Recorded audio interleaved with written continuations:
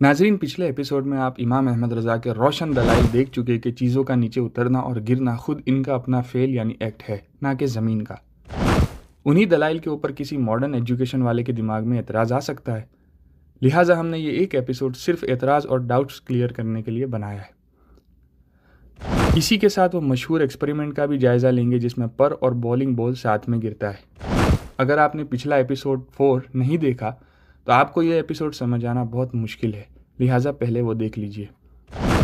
तो बढ़ते हैं अगले टॉपिक की तरफ और देखते हैं फ्री फॉल के एतराज़ को। हो सकता है कि कोई कहे, इमाम साहब की सेंटर आर्ग्यूमेंट यही है कि चीज़ों का जो नीचे की तरफ प्रेशर है यानी वज़न, यही इनको नीचे गिराता है और ये हर चीज़ में अलग अलग है। तो नीचे गिरना अलग अलग होगा और गिरना अलग अलग होगा तो पहुंचना भी अलग अलग होगा। क्योंकि नीचे उतरना इसी वज़न यानी प्रेशर की वजह से है, तो ज़्यादा प्रेशर वाली भारी चीज़ का उतरना ज़्यादा ही होगा और इसीलिए ज़मीन पर पहले ही पहुंचेगी। इसी सेंटर आर्ग्यूमेंट पर इमाम साहब की दलीलें बेस करती हैं। अब हो सकता है कोई कहे कि इमाम साहब का यह लॉजिक सही नहीं है कि हाथ में जो प्रेशर फील होता है वही उसको नीचे गिराता है, इसलिए कि जब किसी चीज़ को नीचे से सपोर्ट करो तो उस वक्त नीचे प्रेशर फील होता है। लेकिन गिरने की हालत में ऐसा नहीं होगा। गिरने की हालत में नीचे प्रेशर फील नहीं होता और इसकी वजह है इनर्शिया। वो ऐसे कि रेस्ट की हालत में जब हरकत ना हो तब इनर्शिया का कोई असर इसके वजन पर नहीं होता, इसलिए पड़ी हुई या रखी हुई चीज़ का फुल वेट नीचे महसूस होता है। लेकिन जब ये चीज़ गिरने लगती है तब वेट नीचे गिराना चाहता है और इनर्शिया वेट का अपोज करता है और हरकत से रोकता है। ऐसे ही जैसे कोई ब्लॉक रेस्ट की हालत में हो तो रेजिस्ट नहीं करता, लेकिन अगर आप उसे मूव करने की कोशिश करो तब उसका इनर्शिया फील होता है। तो गिरने की हालत में यानी फ्री फॉल में ये होता है कि वेट उसको नीचे गिराना चाहता है और उसी का इनर्शिया उसको रोकना चाहता है और ये दोनों एक दूसरे की बिल्कुल इक्वल अमाउंट में होते हैं। इसी के नतीजे में नीचे नेट फोर्स 0 रह जाता है और नीचे कोई प्रेशर फील नहीं होता। इसीलिए अगर आप अपने सर पर कोई भारी चीज़ रख कर जंप करो तो नीचे गिरते वक्त आप उसका प्रेशर फील नहीं करोगे। हाँ, नीचे पहुंच जाने के बाद होगा, लेकिन फॉल के दौरान आप अपने सर पर वेट फील नहीं करोगे। इसी को वेटलेसनेस इन फ्री फॉल कहते हैं। जैसे जब 5 ब्लॉक्स एक दूसरे के ऊपर रखे हों तो रेस्ट की पोजीशन में ऊपर वाला ब्लॉक अपने नीचे वाले ब्लॉक पर प्रेशर डालेगा और वो ब्लॉक अपने नीचे वाले ब्लॉक पर प्रेशर डालेगा। ऐसे सबसे आखिरी ब्लॉक पर सारे ब्लॉक्स का प्रेशर आएगा क्योंकि नीचे सपोर्ट है। तो इनको स्केल पर रखा हो तो उस वक्त स्केल पांचों ब्लॉक्स का वेट रीड करेगी।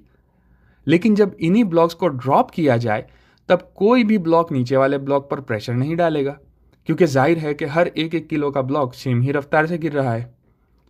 तो जैसे अगर 5 गाड़ियां बिल्कुल सेम स्पीड पर, फॉर एग्जांपल 60 की स्पीड पर परफेक्टली सिंक्रोनाइज होकर परफेक्ट हारमनी में एक दूसरे के पीछे चलें तो एक दूसरे को टच करने के बावजूद आगे वाली गाड़ी पर पीछे की गाड़ी का कोई पुश या प्रेशर नहीं आएगा और सब की सब परफेक्ट हारमनी में चलती रहेंगी। ऐसे ही हाल ये ब्लॉक्स का है। तो गिरते वक्त हर ब्लॉक उसके नीचे वाले ब्लॉक पर कोई प्रेशर नहीं डालेगा और यही बात हर चीज़ में एटॉमिक लेवल पर होती है। ठहरी हुई चीज़ में ऊपर वाले एटम का प्रेशर नीचे वाले एटम पर आता है और ये नीचे वाला एटम अपने नीचे वाले एटम पर प्रेशर डालता है। यूं ही ऊपर से लेकर नीचे तक सारे एटम का प्रेशर ऐड होकर आखिरी एटम पर आता है। लेकिन जब चीज़ गिर रही हो यानी फ्री फॉल में हो तो सारे एटम्स एक साथ ही गिर रहे हैं, बिल्कुल उन गाड़ियों की तरह। ऊपर वाला नीचे की तरफ गिर रहा है लेकिन नीचे वाला खुद उससे नीचे की तरफ गिर रहा है, इसीलिए ऊपर वाले एटम का प्रेशर नीचे वाले पर नहीं आता। यही नीचे वाले एटम के साथ होता है कि उसका प्रेशर आगे नहीं जाता। तो यूं होते होते सबसे नीचे वाले एटम पर कोई प्रेशर ही नहीं आता, इसीलिए नीचे की सरफेस पर भी कोई प्रेशर नहीं होता। लिहाजा गिरती हुई चीज़ों की नीचे की सरफेस पर कोई प्रेशर ही नहीं होता। तो खुलासा ये कि जब चीज़ ठहरी हुई हो यानी रेस्ट पर, तब तो उनका ये प्रेशर यानी वेट अलग अलग होता है, लेकिन जब गिरती हैं यानी फ्री फॉल में ये प्रेशर अलग अलग नहीं होता, इसीलिए चीज़ें एक साथ नीचे पहुंचती हैं। लिहाजा इमाम अहमद रज़ा ने जो सिंपल लॉजिक लगाया है, बात इतनी सिंपल भी नहीं है। तो इमाम साहब का ये लॉजिक गलत है और इसीलिए इनकी सारी दलीलें भी गलत और इनका ये नज़रिया भी गलत है कि प्रेशर या वज़न ही नीचे गिराता है बल्कि ग्रेविटी गिराती है। नाजरीन, ये है साइंस का मौक़िफ़ फ्री फॉल और वेटलेसनेस के बारे में। यही एतराज़ हमसे चैट जीपीटी ने किया और इसी कॉन्सेप्ट को समझाने की कोशिश की। इसका जवाब देने से पहले ये समझ लीजिए कि ये कॉन्सेप्ट साइंस के लिए बहुत ही अहम कॉन्सेप्ट में से है। जो स्टूडेंट्स एडवांस पढ़ाई किए हुए हैं वो ये बात अच्छे से जानते हैं। इसी कॉन्सेप्ट की बिना पर मॉडर्न साइंस का मानना है कि एस्ट्रोनॉट स्पेस में वेटलेस होते हैं और वो मुसलसल ज़मीन की तरफ फ्री फॉल में होते हैं। और ये भी इसीलिए कहा जाता है कि अगर आप किसी एलिवेटर या लिफ्ट में हो और अगर अचानक ये एलिवेटर गिरे तो आप वेटलेस हो जाएंगे, जैसे स्पेस में एस्ट्रोनॉट होता है। उस वक्त अगर आपके नीचे वेट स्केल हो तो ये स्केल आपका वज़न 0 रजिस्टर करेगी। नाजरीन, इसी गिरने के आइडिया को आइंस्टाइन ने happiest thought of my life कहा और इसी के बेस पर उसने कहा कि अगर चीज़ों पर सिर्फ ग्रेविटी लग रही हो और उनके बैकग्राउंड में कुछ ना हो तो उस वक्त ये तमीज़ करना यानी डिफ्रेंशिएट करना ही मुमकिन नहीं कि ये नीचे जा रही है या सामने से वो ज़मीन पे आ रही है। इसी को इक्विवेलेंस प्रिंसिपल का नाम दिया, जिसके बेस पर उसने ग्रेविटी के बारे में नया आइडिया दिया कि gravity is not a force बल्कि कर्वेचर ऑफ स्पेस टाइम है कहा। इसी वजह से जनरल थियोरी ऑफ रिलेटिविटी बनाई और फिर आगे बढ़कर स्पेशल थियोरी ऑफ रिलेटिविटी पेश की। और उन सब की रूट में देखो यानी जड़ में तो यही एक आइडिया वेटलेसनेस का कार फरमा है। अगर ये साबित हो जाए कि चीज़ें एक साथ नहीं गिरती बल्कि भारी जल्दी गिरती है तो ये सब गलत हो जाएगा। नाज़रीन, अगर आप इतना समझ चुके तो अब आइए जवाब की तरफ। अब बात यहाँ आके ठहरी कि फ्री फॉल में चीज़ों का वज़न उनकी बॉडी के अंदर ही अंदर ऐड होता है या नहीं, जैसे कि रेस्ट के वक्त होता है। क्योंकि अगर गिरते वक्त इनका वज़न अंदर ही अंदर ऐड होगा तो भारी चीज़ के नीचे ज़्यादा प्रेशर होगा और हल्की चीज़ के नीचे प्रेशर कम होगा। तो इसके जवाब में हमने चैट जीपीटी से पूछा कि एक क्यूब लीजिए जिसका मास 10 किलोग्राम हो और उसी के क्रॉस सेक्शनल एरिया की एक बिल्कुल पतली सी प्लेट ले लीजिए जो बिल्कुल हल्की हो, या ऐसी ही 6 प्लेट से बना हुआ दूसरा क्यूब ले लो जो अंदर से बिल्कुल खाली हो यानी हॉलो और बिल्कुल हल्का हो यानी तकरीबन उसका मास 100 ग्राम या 50 ग्राम हो। अब जब दोनों फ्री फॉल करेंगे तो जाहिर है कि इस क्यूब के नीचे उतना ही प्रेशर है जितना इस क्यूब के नीचे, क्योंकि दोनों का सरफेस एरिया, शेप, साइज सब कुछ बिल्कुल सेम है और क्यूब के ऊपर के एटम का प्रेशर नीचे नहीं आएगा। तो अगर दोनों को हवा में ड्रॉप किया जाए तो दोनों हवा पर एग्जैक्टली सेम प्रेशर डालेंगे क्योंकि दोनों के नीचे का प्रेशर तो सेम ही है। तो फिर क्या वजह है कि 10 किलो का भारी क्यूब हवा में आगे निकल जाता है और 100 ग्राम का हल्का क्यूब पीछे रह जाता है? अगर तुम्हें लगता है कि हवा हल्के क्यूब को रोक लेती है और भारी को नहीं रोक पाती तो अब हल्का भारी कहाँ से आ गया? हल्का तो तब होता जब हवा पर उसका प्रेशर कम होता। फ्री फॉल में तो दोनों के नीचे सेम ही प्रेशर है, तो 100 ग्राम का क्यूब क्यों हल्का और 10 किलो का क्यों भारी? दोनों का हवा पर प्रेशर सेम ही है तो दोनों हवा को सेम अमाउंट में कट करेंगे। एक ने ज़्यादा कट किया ही क्यों अगर उसका प्रेशर ज़्यादा नहीं है तो? अगर इसको और सिंपल एग्जाम्पल से समझना हो तो वो ही 2 आइडेंटिकल बॉटल से समझिए जो हमने लास्ट एपिसोड में बताई। एक बॉटल किसी लिक्विड से फुल होने की वजह से 10 किलोग्राम की हो और दूसरी खाली होने की वजह से उसमें सिर्फ बॉटल का वज़न हो यानी 50 या 100 ग्राम। तो अब जब दोनों फ्री फॉल करेंगे तो अगर फ्री फॉल में दोनों के नीचे कोई प्रेशर नहीं है जैसा कि एतराज़ में गुजरा, तो यकीनन ये भरी हुई बोतल का लिक्विड अपने नीचे बॉटल की नीचे वाली अंदरूनी सतह पर प्रेशर नहीं डालेगा, जैसा कि वह ब्लॉक अपने नीचे वाले ब्लॉक पर प्रेशर नहीं डालते। तो मतलब ये कि दोनों बोतल की अंदरूनी नीचे वाली सतह पर कोई प्रेशर नहीं है, तो ये दोनों की अंदरूनी सतह यानी बॉटम आगे हवा पर भी कोई प्रेशर नहीं डालेगी। तो अब दोनों बोतल का हवा पर भी जो प्रेशर होगा एग्जैक्टली सेम होगा। तो ज़रूरी था कि ये भरी बोतल भी हवा पर सिर्फ 10-20 ग्राम जितना ही जोर डालती और बिल्कुल ऐसे ही गिरती जैसे वो खाली बोतल गिरती है। लेकिन आप जानते हो कि प्रैक्टिकली हरगिज़ ऐसा नहीं होगा। 10 किलो भरी हुई बोतल फ़ौरन नीचे गिर जाएगी और हल्की बोतल स्लो गिरेगी। इसकी वजह भी आप खुद समझ चुके होंगे कि भरी हुई बोतल पर लिक्विड का जोर है, इसीलिए बोतल आगे हवा पर जोर डालती है और फिर हवा ज़्यादा कट होकर बोतल जल्दी नीचे आती है। तो साफ साफ पता चल गया कि दोनों की नीचे की सरफेस पर प्रेशर गिरते वक्त भी अलग अलग है। अगर सेम होता तो जितना स्लो ये खाली बोतल उतर रही है उतना ही स्लो ये भरी बोतल भी उतरती। यानी फ्री फॉल में नीचे की सरफेस पर प्रेशर ज़रूर अलग अलग होता है और ये अलग अलग प्रेशर उनके वज़न की वजह से है जो उनकी अपनी बॉडी के अंदर है। तो अब बीच से हवा निकाल भी लो तब भी ये प्रेशर ज़रूर अलग अलग ही रहेगा और भारी चीज़ ही नीचे की तरफ प्रेशर ज़्यादा डालेगी, तो वैक्यूम में भी भारी ही पहले पहुंचेगी। हाँ, ये हो सकता है कि थोड़े से डिस्टेंस में ये फ़र्क नोटिसेबल ना हो। तो इमाम साहब की बात बिल्कुल सही है कि जो प्रेशर फील होता है वो ही असल रीज़न है इनको गिराने का।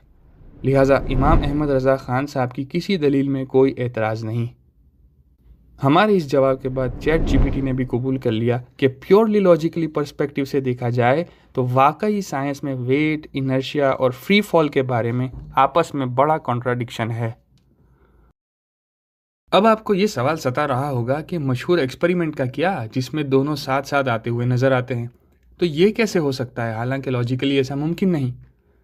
नाज़रीन, हम यहाँ दो बातें कहेंगे, लेकिन उससे पहले एक गुजारिश है कि देखिए, हम पहले भी बता चुके कि एयर रेजिस्टेंस का हमने इनकार नहीं किया। हवा के ना होने पर यह पर जल्दी गिरेगा, इसमें किसी का झगड़ा नहीं। हमने जब भी पर को गिरते देखा तो हवा पर झूलता हुआ ही गिरते देखा।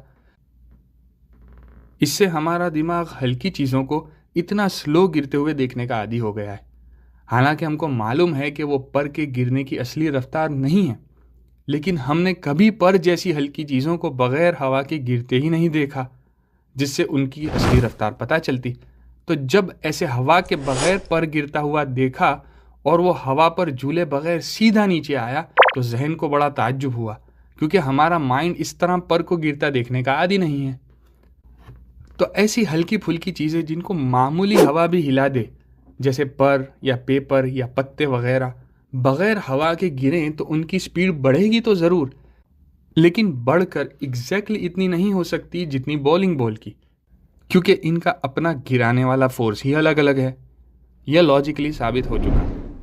तो फिर ये इसे साथ साथ गिरते हुए क्यों दिखाई देते हैं? तो इसमें पहले ये बात समझ लीजिए नाज़रीन कि दुनिया का दस्तूर है कि किसी भी आइडिया या प्रिंसिपल को डेवलप करने से पहले थियोरेटिकली यानी कागज़ पर अकली तौर पर साबित किया जाता है कि ऐसा मुमकिन भी है या नहीं। उसके बाद उसको प्रैक्टिकली कंडक्ट करके चेक किया जाता है कि ये लिखी हुई थियरी कितनी सही है। लेकिन यहाँ तो ये थियरी खुद कागज़ पर ही इलॉजिकल साबित हो चुकी। तो अब यूँ नहीं कहा जाएगा कि वो इलॉजिकल थियरी इस एक्सपेरिमेंट की वजह से सही हो गई, बल्कि अब ये कहा जाएगा कि इस तरह का रिजल्ट आने की वजह कुछ और है और ये गलत थियरी गलत ही रहेगी। और जहाँ तक बात है वजह की, तो वजह वही जिसकी तरफ इमाम साहब ने इशारा किया कि थोड़ी सी मुसाफत में यानी डिस्टेंस में तुम्हें फ़र्क महसूस नहीं हुआ। नाजरीन, असल ये है कि थोड़ी सी हाइट में चीज़ों का वेट टू फॉल रेशियो बहुत कम होता है। अगर दो चीज़ों को हवा में भी एक साथ फेंकोगे तो दोनों साथ ही गिरते हुए महसूस होंगे, जैसे ये भारी और हल्का बॉल हवा में साथ साथ गिर रहे हैं। देखिए, ये दोनों बॉल ऐसे हैं जिनको मामूली हवा का झोंका हिला नहीं सकता, इसलिए इनके गिरने में बिल्कुल फ़र्क नज़र नहीं आता। हालांकि खुद साइंस भी मानती है कि हवा की मौजूदगी में इनमें फ़र्क ज़रूर है। तो अब बताइए कि वो फ़र्क कहाँ है? तो आप खुद कहोगे कि फ़र्क है, लेकिन इस कदर मामूली है कि कैमरा भी नोटिस नहीं कर पाता। तो इसकी वजह यह है कि इनकी ड्रॉप हाइट और ड्रॉप टाइम बहुत ही कम है। इसी फ़र्क को अगर नोटिसेबल अमाउंट में देखना हो तो इनको बहुत ज़्यादा हाइट से फेंकना होगा ताकि दोनों ज़्यादा टाइम तक फॉल करें, ताकि भारी चीज़ को ज़्यादा आगे बढ़ने का वक्त मिले। फिर दोनों के बीच का फ़र्क बढ़ेगा जिसको नोटिस करना आसान होगा। जैसे फ़र्ज़ करो कि अगर 1 सेकंड के फॉल में 1 मिलीमीटर का फ़र्क है तो 2 सेकंड में 2 मिलीमीटर होगा और 4 सेकंड में 4। इसी तरह अगर 60 सेकंड तक फॉल किया जाए तो ये फ़र्क 60 mm तक हो सकता है अगर ये फ़र्क लीनियरली बढ़ता है। तो दोनों के फ़र्क को नोटिसेबली लार्ज अमाउंट में देखने के लिए ज़रूरी है कि इनका फॉल टाइम ज़्यादा हो। खुद मॉडर्न साइंस के रूल से भी देखो तो वो भी खुद इस बात को मानती है कि भारी चीज़ की रफ्तार ज़्यादा होती है लेकिन उसको आगे बढ़ने में वक्त लगता है। इसको टर्मिनल वेलोसिटी का नाम दिया जाता है। यानी गिरते वक्त चीज़ जब अपनी मैक्सिमम रफ्तार पर पहुंचे तो इसको टर्मिनल वेलोसिटी कहते हैं। और ये हर चीज़ के लिए अलग अलग होती है। जैसे 2 या 3 ग्राम की पैनी की टर्मिनल वेलोसिटी तकरीबन 40 किलोमीटर पर आवर है और इस रफ्तार पर पहुंचने में इसे तकरीबन 3 सेकंड लगते हैं। जबकि 10 किलो के बॉल की टर्मिनल वेलोसिटी रफली 320 किलोमीटर पर आवर है और यहाँ तक पहुँचने के लिए इसको 27 सेकंड लगते हैं। यानी 27 सेकंड तक उसे गिराना ज़रूरी है। मतलब 3 सेकंड तक गिरने के बाद जब कॉइन की स्पीड बढ़ना रुक जाए उसके बाद बॉल की स्पीड बढ़ती ही रहेगी। तो अब इस वक्त दिखने में यह फ़र्क जाहिर होगा और 27 सेकंड तक बढ़ता रहेगा। तो अगर ये 3 ग्राम के सिक्के के साथ फ़र्क देखना हो तो कम से कम 4-5 सेकंड का फॉलिंग टाइम ज़रूरी है ताकि उसके बाद जब भारी आगे बढ़े तो उनका फ़र्क देखा जा सके। अब रही बात ये कि इस एक्सपेरिमेंट में ये दोनों को कितनी हाइट से फेंका गया है और कितनी सेकंड तक ड्रॉप किया गया है, तो वीडियो देखकर पता चलता है कि काफ़ी देर से स्लोली गिर रहे हैं। लेकिन नाज़रीन, इस पर आपको बता दें कि स्लो मोशन की वजह से यूँ मत समझना कि इनका फॉलिंग टाइम बहुत ज़्यादा है, बल्कि ये पूरा फॉल तकरीबन सिर्फ 1 सेकंड का है। अगर यकीन ना हो तो कैमरा के टाइम में देख लीजिए कि जब ड्रॉप किया तब टाइम है 3:22 और 31.1 सेकंड और स्लो मोशन में आराम से फॉल कंप्लीट हो जाने के बाद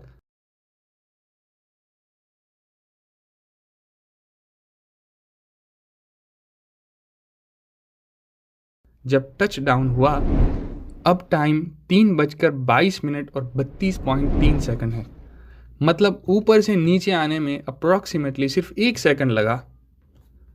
ऐसे ही इतनी बड़ी वैक्यूम चैम्बर से ये मत समझना कि बहुत ऊपर से या सीलिंग पे से ड्रॉप कर रहे हैं, बल्कि ये तो इस गेट की हाइट से ही ड्रॉप किया गया है। तो यकीनन इन दोनों के दरमियान थोड़ा सा मिलीमीटर जितना मामूली सा फ़र्क भी ज़रूर है जो कि नोटिस नहीं हो पा रहा। जैसे हवा में भी इन दोनों भारी चीज़ों में फ़र्क था जिसे साइंस ने भी माना, लेकिन दिखने में फ़र्क मालूम नहीं होता। और नाज़रीन, दूसरी बात ये कि हमने जब वीडियो को क्लोजली देखा तो पता चला कि नतीजा तो बिल्कुल उल्टा ही निकला है। यानी गिरते ही फ़ौरन ये लाइट वेट फेदर इस हैवी बॉल से आगे निकल गया। जी हाँ, देखिए, रिलीज़ के वक्त पॉज करके कंपेयर करें तो फेदर की टिप बॉल से कितना ऊपर थी और जब ड्रॉप हुआ तो ज़रा सा नीचे आकर बॉल के टॉप के साथ साथ हो गई।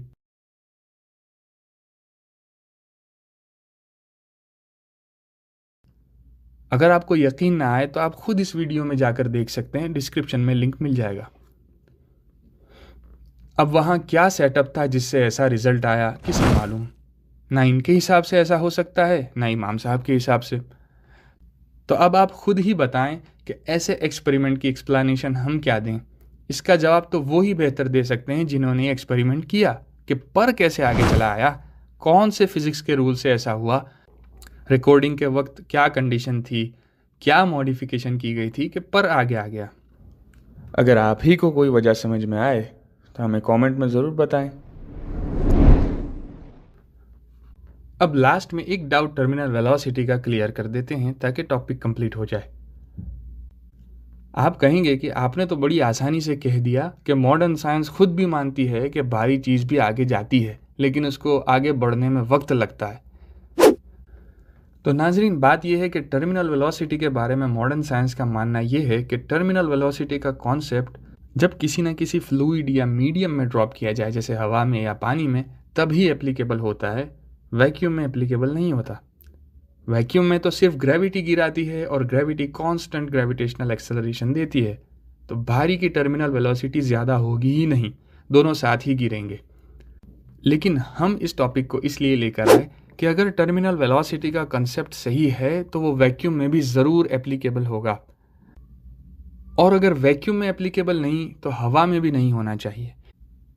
देखिए, हम यहाँ बिल्कुल सिंपल बात पूछते हैं कि इस टर्मिनल वेलोसिटी की इक्वेशन में मास यानी जिसे आम बोलचाल में वज़न कहते हैं इसे भी शामिल किया गया है।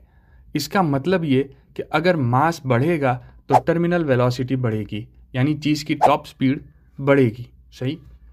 इसीलिए 3 ग्राम के सिक्के की टॉप स्पीड 41 किलोमीटर थी, जबकि 10 किलोग्राम की 320।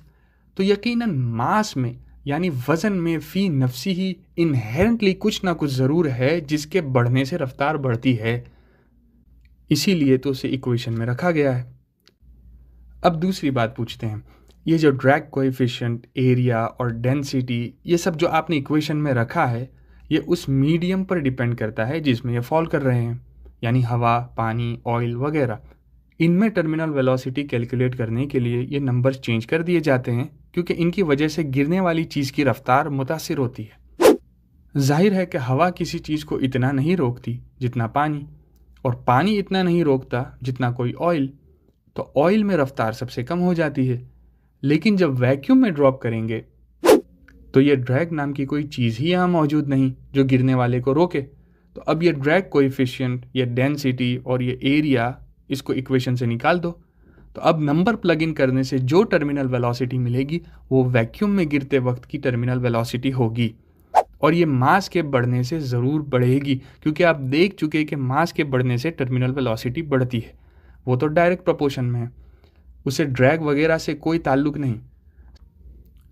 तो साफ जाहिर हो गया कि टर्मिनल वेलोसिटी की इक्वेशन हवा में चलती है तो ज़रूर वैक्यूम में भी चलेगी, और अगर वैक्यूम में ये गलत है तो हवा में भी ज़रूर गलत है। एक जगह मानकर दूसरी जगह ना मानना जिहालत है। यूं यहाँ से मैथमेटिकली साबित हो गया कि भारी की रफ्तार ज़्यादा ही होगी चाहे वैक्यूम में हो। इसीलिए हमने ये क्लेम किया कि साइंस खुद इस बात को मानती है कि वज़नी चीज़ आगे बढ़ती है। नाज़रीन, अगर आप स्टूडेंट हैं तो इस टॉपिक को वजाहत के साथ समझ लीजिए, और चाहें तो अपने टीचर्स को अच्छे अंदाज में सवाल करके इसकी वजाहत भी तलब कीजिए कि क्या ये ग्रेविटेशनल एक्सेलरेशन सरासर लॉजिक के ख़िलाफ़ नहीं, क्या इसमें आपस में कॉन्ट्राडिक्शन नहीं, क्या हमें लॉजिकली नहीं सोचना चाहिए, या सिर्फ गैलीलियो और न्यूटन के नाम पर आंख बंद करके हर चीज़ को मान लेनी चाहिए। हमें तो खुद साइंस सिखाता है कि अपना दिमाग लगाओ, अंधी तकलीद मत करो। तो क्या ये अंधी तकलीद नहीं है? अल्हम्दुलिल्लाह, फ्री फॉल का ये टॉपिक तमाम व कमाल हुआ, और तमाम एतराज़ भी हवा हो गए, और ख़ुद वेटलेसनेस के एतराज़ ने साबित कर दिया कि अगर गिरना साथ साथ होता तो भरी हुई बोतल भी वेटलेसनेस की वजह से खाली के साथ साथ ही नीचे आती। नाज़रीन, ये कलाम आला हज़रत के दलाइल के ज़मीमा में यानी एक्सटेंशन में हुआ, जो किताब में नहीं है। यहीं से इसका नाम तारीख़ी भी 1447 यानी 1447 हिजरी के मुताबिक हुआ ज़मीमा जमील बराए कलाम इमाम जलील, यानी खूबसूरती वाला एक्सटेंशन जलालत वाले इमाम के कलाम में। वलिल्लाहिल हम्द। तो हर बार की तरह इस बार भी इसे दूसरे लोगों तक पहुँचाएँ और इमाम अहमद रज़ा का सही मैसेज लोगों तक पहुँचाने में हमारी मदद फरमाएँ। वस्सलाम।